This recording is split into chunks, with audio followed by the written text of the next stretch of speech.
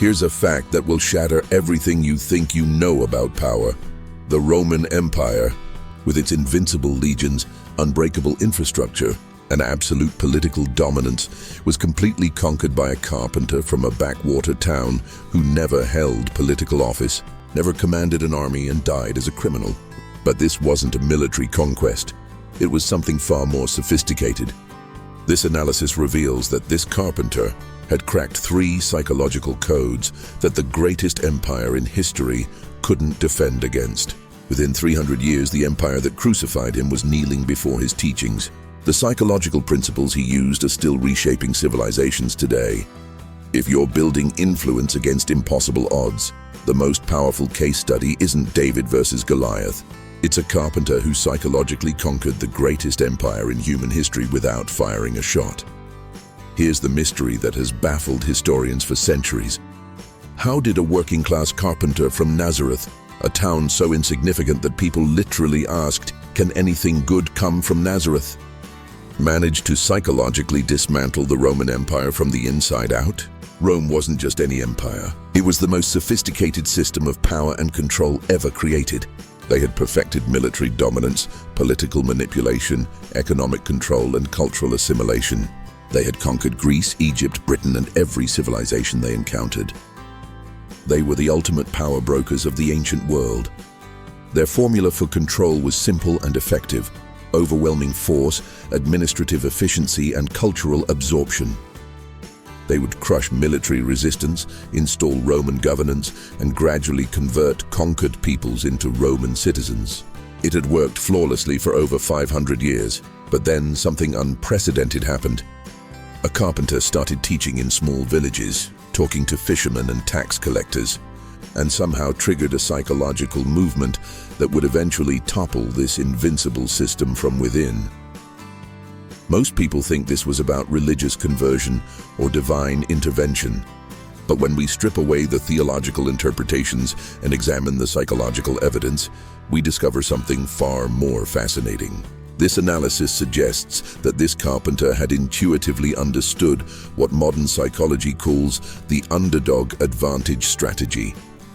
Traditional power operates through intimidation, hierarchy, and fear. Rome exemplified this perfectly. Their message was essentially, submit or be destroyed.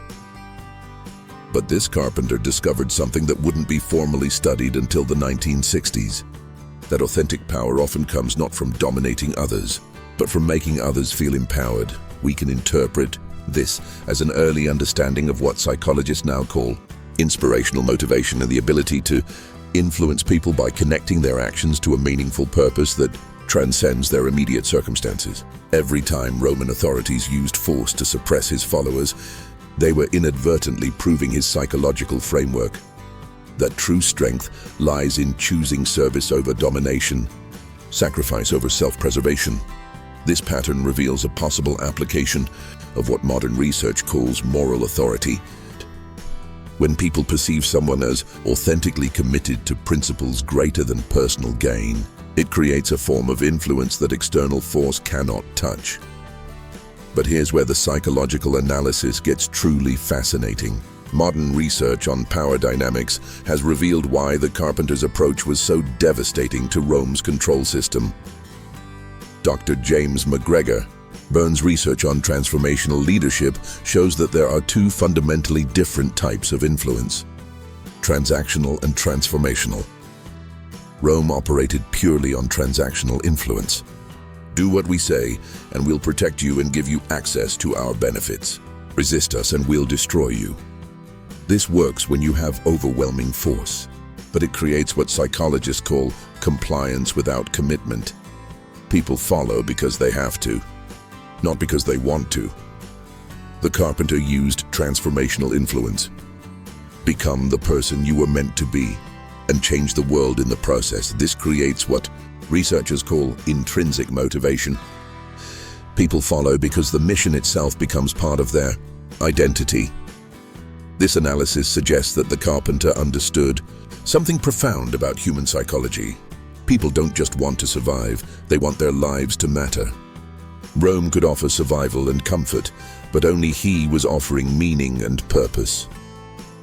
Consider the psychological brilliance of his recruitment message. When he called people to follow him, he didn't promise them safety, wealth, or status within the existing system. Instead, he said things like, "The meek shall inherit the earth," and "the last shall be first." He was essentially reprogramming their entire conception of what victory looked like. This demonstrates what modern psychology calls cognitive reframing, changing how people interpret their circumstances without changing the circumstances themselves. A poor fisherman following Rome's system would always be a poor fisherman, but a poor fisherman following the carpenter system was a fisher of men who could change the world. The psychological impact was extraordinary. Roman citizens watched these followers, people they had dismissed as powerless, display courage, joy, and purpose that the empire's wealth and military might couldn't produce. It was what psychologists now call social proof in reverse. Instead of copying successful people, Romans started copying people who had found something more valuable than success. But the real psychological masterpiece was how the carpenter handled the empire's inevitable violent response. When Rome used force against his followers, instead of creating fear and compliance, it actually validated his message. Every persecution became evidence that his psychological framework was working, that they had found something Rome couldn't control or destroy. We can interpret this as an early understanding of what Viktor Frankl would later call meaning-making under adversity. When people have a compelling enough purpose, external suffering actually strengthens rather than weakens their commitment. Think of it like this. Imagine you're running a massive corporation that controls its employees through salary, benefits, and the threat of firing. Your system works because people need jobs to survive. Now imagine a competitor emerges who offers employees something completely different. The chance to work on projects that align with their deepest values, where they feel like they're making the world better, where they become better people through their work itself. They might make less money, but they wake up excited about their purpose. Which workforce would be more committed? Which would be more creative, more resilient, more willing to make sacrifices for the mission? Which would survive better if external circumstances changed? This is exactly what the carpenter did to Rome. He wasn't competing with the empire on Rome's terms, military power, wealth, political control. He was offering something Rome couldn't match. A psychological framework where people's lives had infinite meaning and purpose regardless of their external circumstances. The psychological genius was that his influence grew stronger under persecution rather than weaker. It's like he had created a psychological immune system that treated opposition as fuel rather than poison. Every time Rome tried to crush his movement with force, they were inadvertently advertising that his followers had found something worth dying for, and Romans started asking themselves what they had that was worth living for.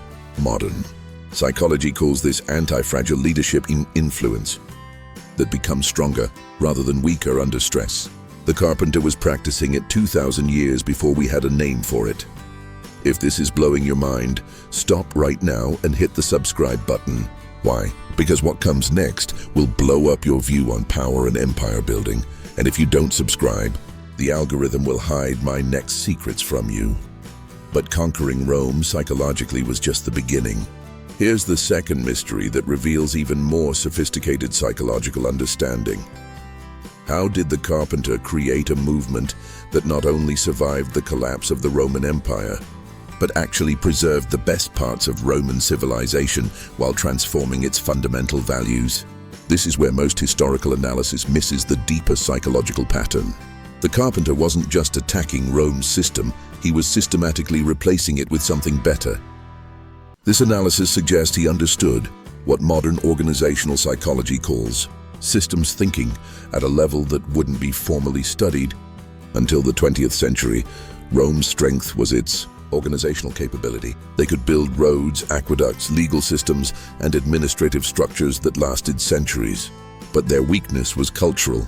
They maintained unity through force and fear rather than shared values and purpose.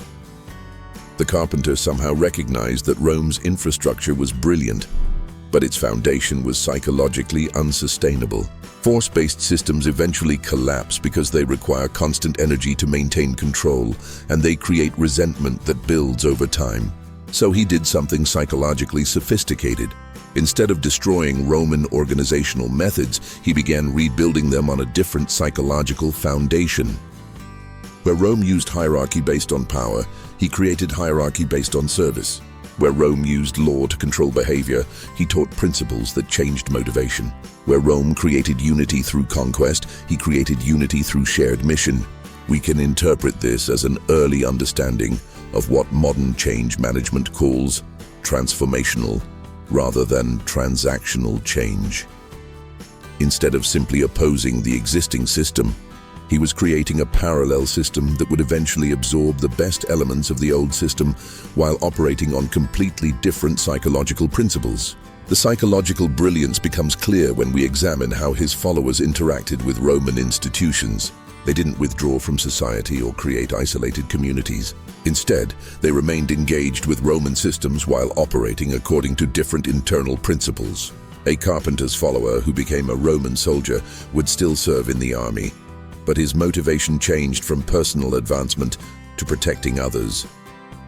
A follower who became a merchant would still engage in commerce, but his purpose shifted from maximizing profit to creating value. They were psychologically transforming Roman institutions from within without directly challenging Roman authority. This pattern reveals a possible application of what psychologists now call cultural DNA replication, when new ideas spread by making existing structures more effective rather than destroying them. Modern research on cultural transformation has revealed why this psychological approach was so devastatingly effective. Dr. Malcolm Gladwell's research on tipping points shows that massive social changes often happen not through direct confrontation, but through what he calls the power of context, changing the environment in which decisions are made. The carpenter seemed to understand this principle intuitively. Instead of telling Romans to overthrow their government or abandon their culture, he was subtly changing the psychological context in which Romans made decisions about what mattered most in life.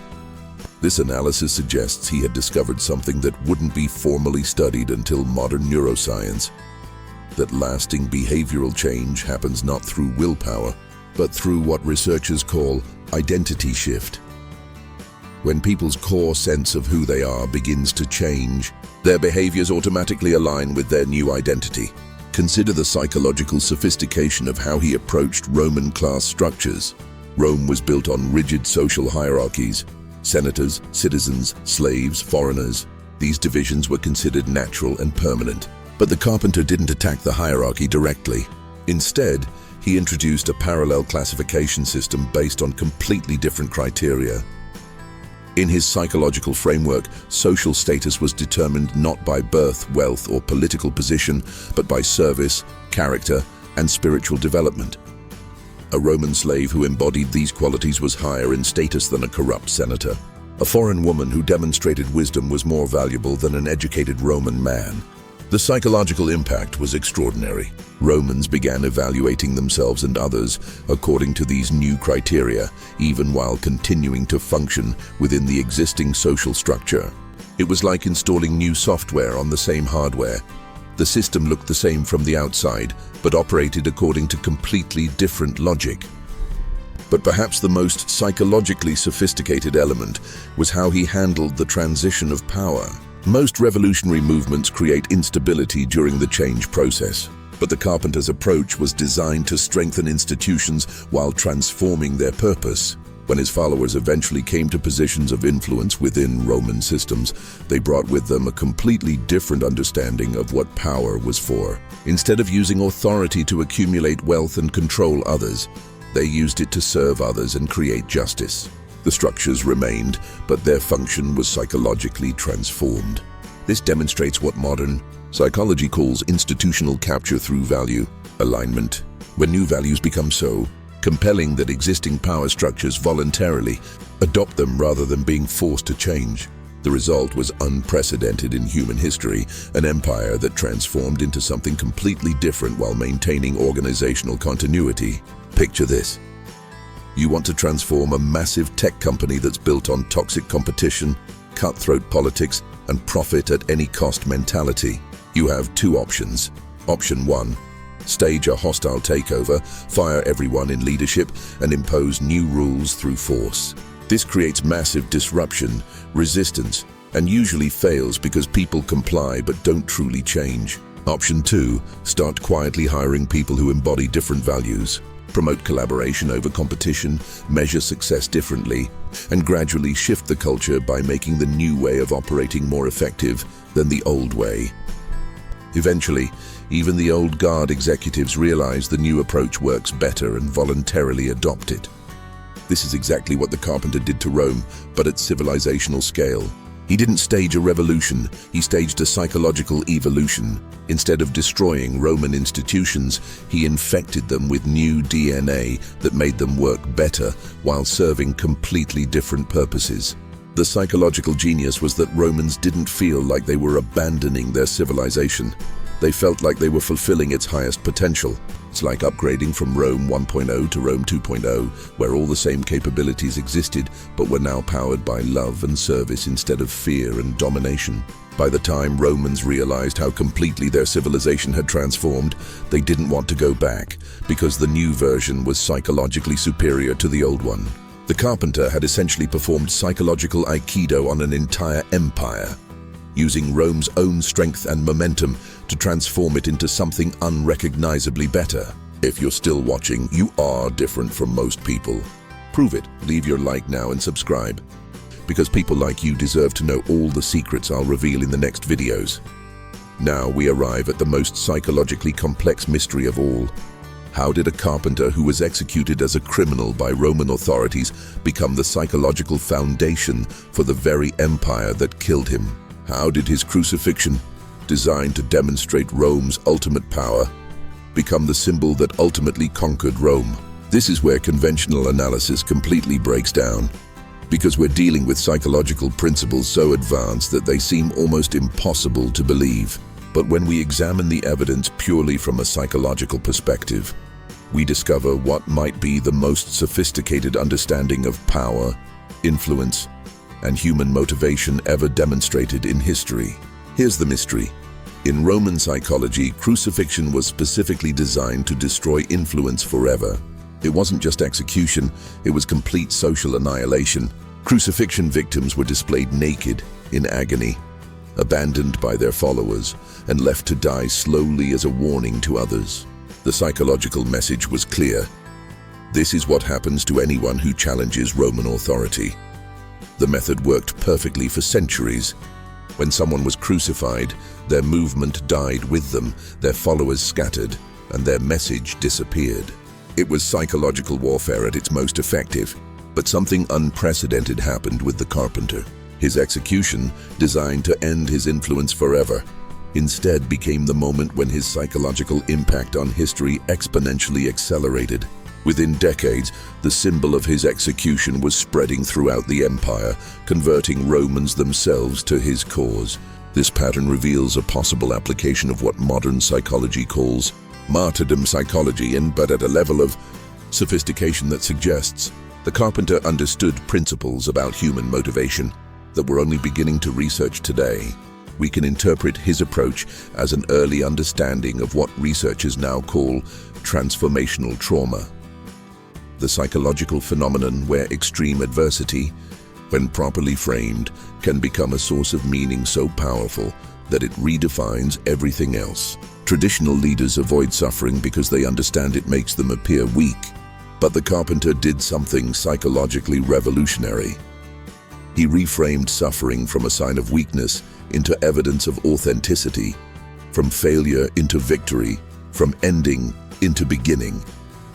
The psychological sophistication becomes clear when we examine how he prepared for his own execution. Instead of trying to escape or minimize it, he systematically taught his followers to interpret it as the ultimate demonstration of his principles, the completion of his mission, and the beginning of their empowerment. Modern psychology has finally begun to understand why this approach was so psychologically devastating to Roman authority. Dr. Albert Bandura's research on moral Disengagement shows that power systems maintain control by creating psychological distance between rulers and their actions' consequences. Romans could maintain their system because they didn't have to directly witness or emotionally process the suffering they caused. But the carpenter's crucifixion shattered this psychological distance. Romans couldn't avoid confronting the reality that their invincible system had just executed someone whose only crimes were healing the sick, feeding the hungry, and teaching people to love their enemies. This created what psychologists call cognitive dissonance on a massive scale. Romans had to reconcile their belief in their system's righteousness with the obvious injustice of what they had just done.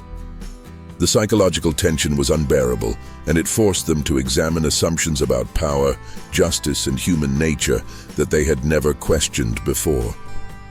This analysis suggests that the carpenter understood something that wouldn't be formally studied until the 21st century. That witnessing authentic virtue under extreme pressure triggers what researchers call moral elevation. A psychological response so powerful that it can completely transform someone's values and behavior. But here's where the psychology becomes truly sophisticated. The carpenter had somehow anticipated that his execution would create this psychological crisis, and he had prepared his followers to help Romans process it constructively rather than destructively. Instead of responding to his death with revenge, anger, or withdrawal, his followers responded with forgiveness, continued service, and invitation to transformation. This demonstrated what modern psychology calls post-traumatic growth leadership, showing others how to transform trauma into strength rather than bitterness. The psychological impact on Romans was extraordinary. They were witnessing people who had every reason to hate Rome, instead choosing to love Romans while calling them to become better versions of themselves. It was psychological aikido at civilizational scale, using the force of Rome's own actions to create momentum for transformation. Dr. Martin Seligman's research on learned optimism reveals why this approach was so effective.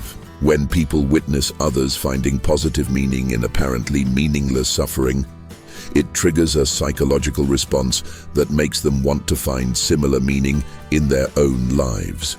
Romans began asking themselves, if these people can find purpose and joy even after losing their leader to our system, what kind of purpose and joy might be available to me if I understood what they understand?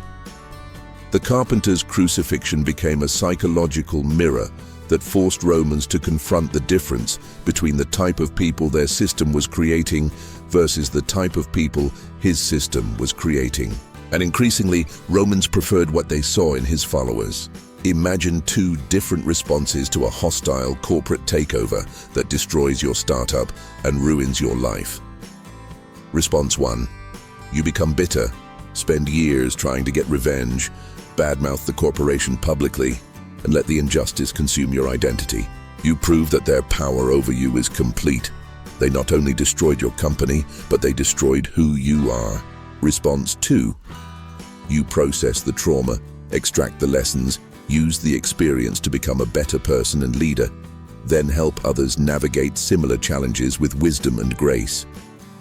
You demonstrate that their power over you was limited. They could destroy your company, but they couldn't destroy your character, purpose, or ability to create value. Which response would be more psychologically compelling to observers? Which would make people want to learn from you? Which would ultimately have more influence? This is exactly what the carpenter did with his execution, but at civilizational scale. Instead of letting Rome's ultimate display of power become the end of his influence, he transformed it into the beginning of something far greater. The psychological genius was that he had prepared his followers to demonstrate that Rome's power was limited. They could kill the body, but they couldn't touch the principles, the character, or the mission. Every time Romans witnessed this psychological superiority in action, it made them question whether their own system was actually as powerful as they thought. Within 300 years, Romans were voluntarily adopting the psychological framework of the man they had crucified, because they recognized it was superior to their own. The carpenter had essentially performed psychological jujitsu on the entire empire. When we examine this purely through the lens of psychology, we see something unprecedented.